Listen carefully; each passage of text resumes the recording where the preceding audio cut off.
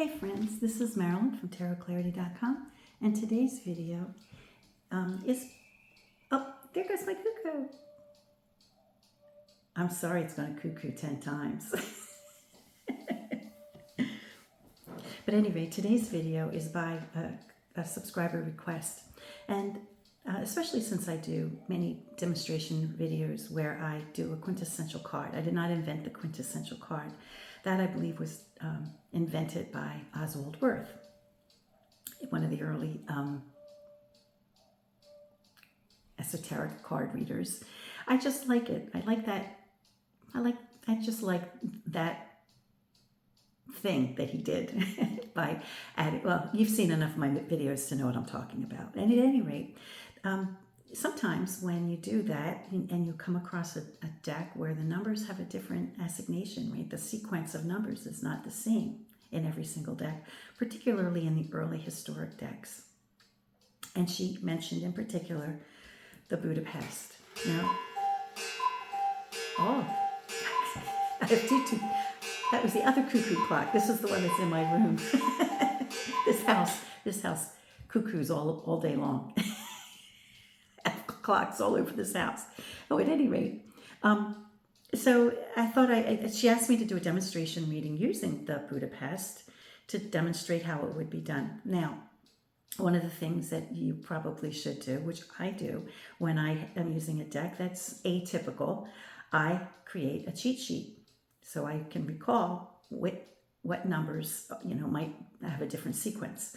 Now, the deck that I'm using to demonstrate this video is by Sullivan Hismans from Tarot Sheet Revival. And fortunately for me and for you, he includes a cheat sheet telling us which numeric value each of the higher order cards has.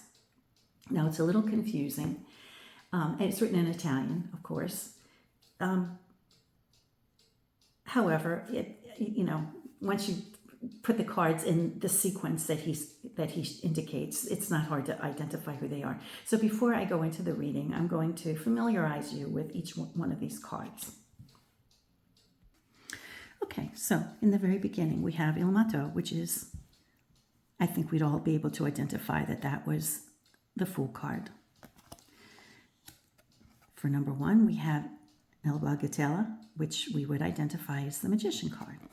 However, the second card is not the female pope, but rather the Empress. We do see a 2 cramped up in that corner, or between the crown and the back of her chair. But we do know it's the Empress because of the globe and the orb and the shield. Then we have the female pope, La Papessa, number 3. Number 4 is the Emperor. And 5 is designated with triangular shape. That's the Pope. 6, interestingly, is not the Lover card, but Temperance. And we see this in other Italian decks. 7 is the Chariot. 8 is Lover, or Love. 9, we have Fortitude. 10 is the Wheel. 11 is El Gobbo, but we know him as the Hermit. 12 is the Hanged One. 13, Death.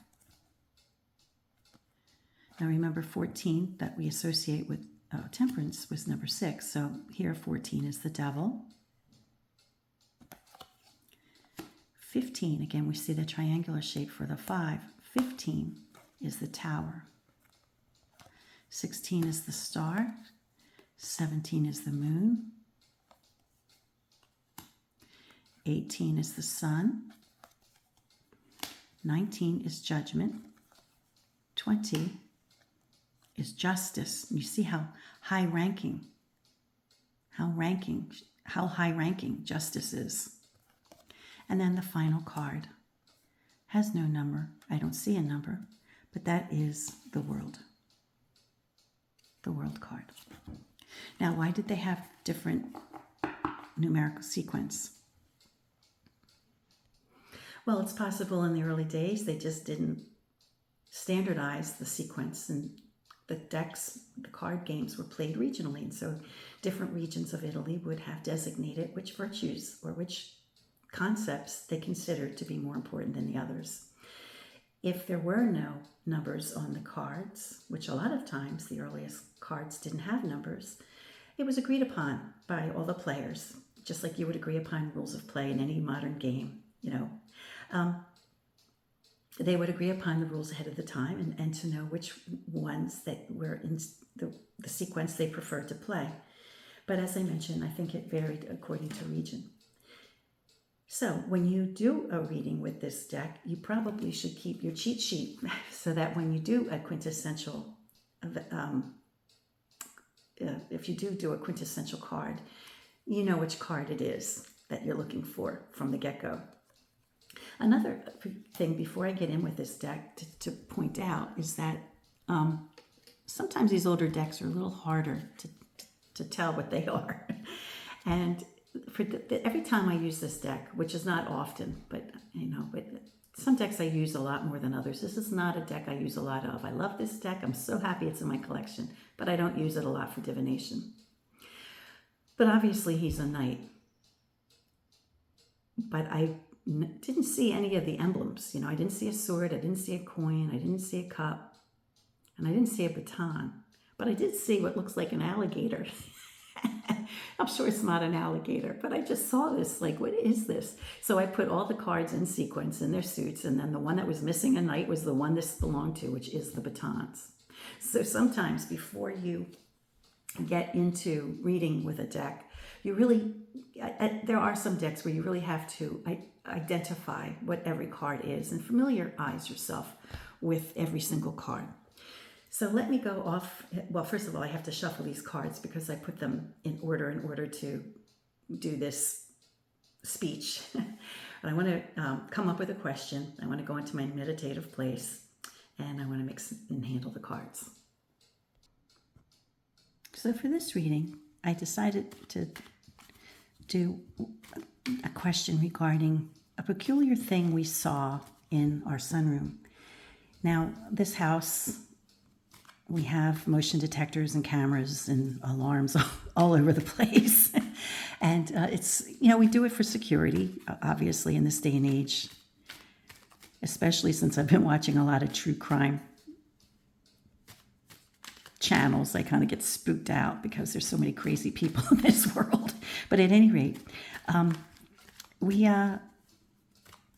we were in bed the other day, and it was 12:18 in the morning, and none of the alarms go off, and none of the sensors telling us that anything was breached went off, but there was a human figure detected in the sunroom, which is a little bit startling because, how could that be? The door wasn't open, none of the windows were opened, the alarms didn't go off, right? So what's going on? So when we viewed the video, and we were, heightened alert, we were heightened, like scared, we had our, we were prepared to deal with whatever it was. We see this orb, this really large orb. And it didn't look like a bug, because we've seen flies, or, not flies, but we've seen like flying insects, we could generally make out their wings and stuff. And it didn't look like a piece of dust. I can usually tell what dust is, but this really looked like an orb. And we were taken aback, especially since the language on the app said, a human figure was detected. So I'm curious if the cards could tell me who or what that was. Because, and as far as I know, now I've had experiences in this house, but we're the third owners, and I've asked the neighbors, and no one's ever passed away in this house. So I don't know if someone has since passed away that had an attachment to this house, or for the few thousand years before this house was built, this was just, virgin land. I'm wondering if something happened here, because I get a lot of disturbances. At any rate, I just thought I'd ask, who was our visitor? the other day. And I'm using this deck because I have to use some deck. And wow.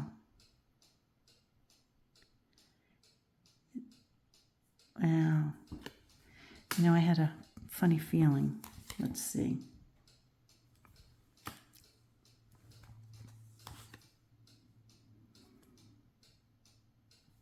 Okay, I'm not going to say what I feel at the moment, but I do want to pull a quint card, and this is where our cheat sheet will come in handy, and I need it, just like any of you would. Okay, so we have the 3. We have no value for the page, for the knight of coins, and then we have a 10. So we have 13, which would not be the death card. In this deck, it is not the death card. In this deck, number 13, oh, it is the death card. Oh, it is the death card. Okay. So it is someone who has passed on. That's what I thought. Let me pull the card so you don't have to endure all this, and I'll be right back. Okay, so I think it was my mother. Now we have the Empress card, which we can see as a mother, right? She's, a benevolent figure. Ideally, she's a benevolent figure. We can see the female Pope as a mother figure also. But I think the Empress,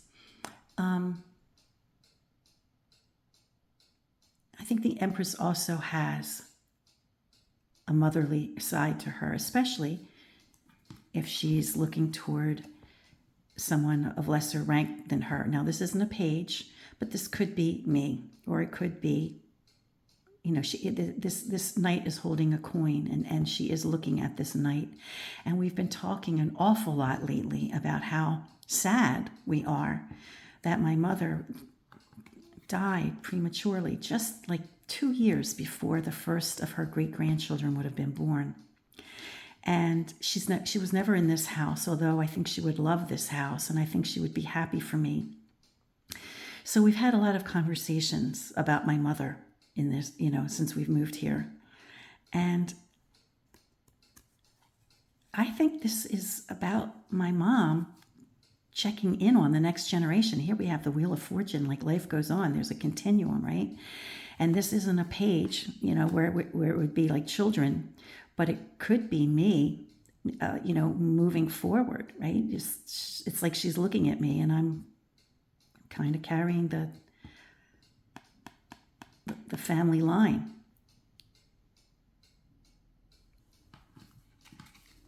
Life goes on. And I think this is, as the quint card just tells me that it verifies that it was somebody who passed on. And then I think it was my mother, and I think it was for the reasons I mentioned. Maybe her essence is visiting. And, the coin being the symbol of the home. It could be inheritance, right? It could be, the money I inherited from her, in large part, got us this house. So it could be speaking on that too. Wow, it's funny. I think it was my mother. Hey, Mom, I'm glad you're here. I really am. I miss you every day. Okay, now, the other thing I wanted to mention about the Budapest Tarot is that it's just a gorgeous deck. And I know I've showcased it and featured it in the past, probably when I first got it, but it's buried deep in my playlist, I'm sure. But it's an interesting deck. It's one of the very first decks that was ever mass produced. And it was printed in the Venice or the Ferrara section of Italy, which would be the northeast section. I didn't pull out a map, so you're being spared. And so this would have been in the order that, the Triumph cards would have been in the order that they played their cards. None of these cards, except for some of the pip cards, had to be recreated. All of the Triumph cards were intact from various locations, some in museums, some in private collections. The pip cards, there may have been a few that had to be recreated, but they are so seamlessly done, no one would know the difference. But every single one of the Triumph cards has been accounted for in a collection. And so it was able to be reproduced with ease and to a fine degree of certainty that it is as authentic as we could have hoped for. So I hope you enjoyed this demonstration reading using the Budapest. Now, in the event that my subscriber had said the Rosenwald, which is possible because I did not recall and I couldn't find the comment to go back to. But let's look at it. This is the Rosenwald, also by Tarot Sheet Revival. Now this one, I don't think it came with any, it didn't come with any like cheat sheets or anything like that. Oh, here we go. The Rosenwald. 2020. And then I don't know what the -7 meant. I'm not really sure.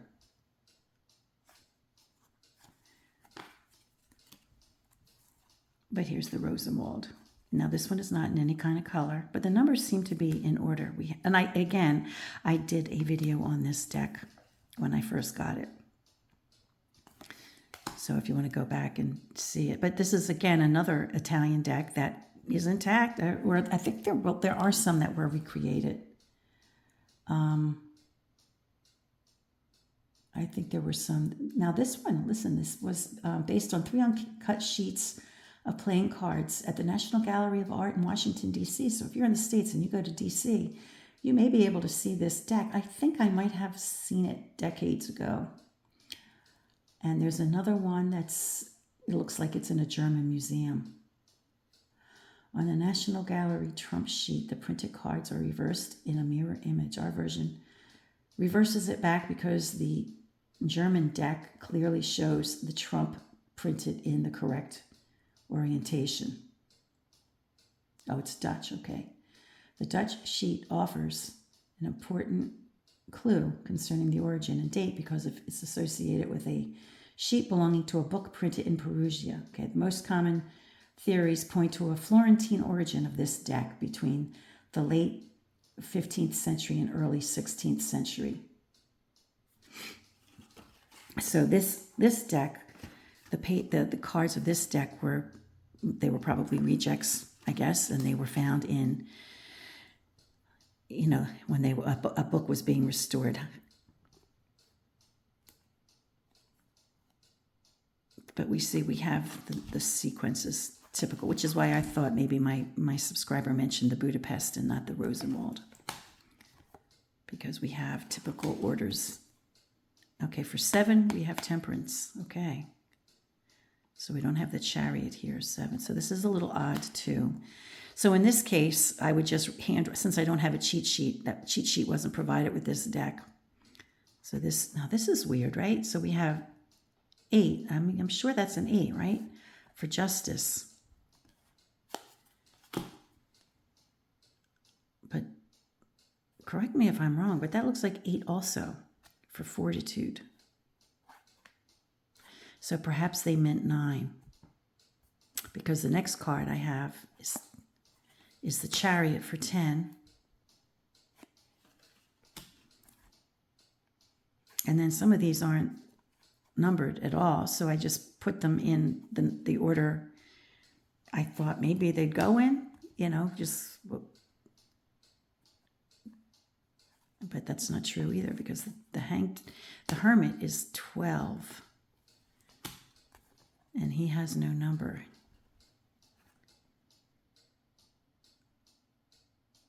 So it's really kind of confusing. So I imagine with this card, with this deck, you could probably, the ones that aren't numbered, you could probably put it in the numbering sequence that you guesstimate it should have been put in, right? This is probably simultaneous or around the same time as the Budapest, but it's in a different area. It's not in Venice. This one would be Florentine in nature, right? But some of the cards are numbered and some of them aren't. And so for the ones that aren't, I think you'd have to determine to the best of your ability which number assignment you want to give to each of the cards. Create a cheat sheet for yourself and, reference it when you do a reading, just like I did. And what the heck, I'll show the rest of these cards.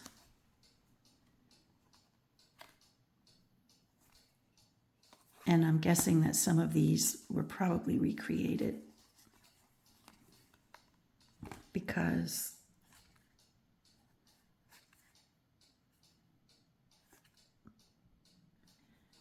okay, so this is okay, I forgot. I haven't looked at this deck in a long time. So obviously, here's a recreation here, right? This is probably the original. And then this is a recreation with a more refined face. Okay, I'm getting it. I'm catching on. Isn't this ace lovely? And so we never really see a hand holding the cups generally. Somebody asked me about that also in one of my, here we see another recreation, obviously.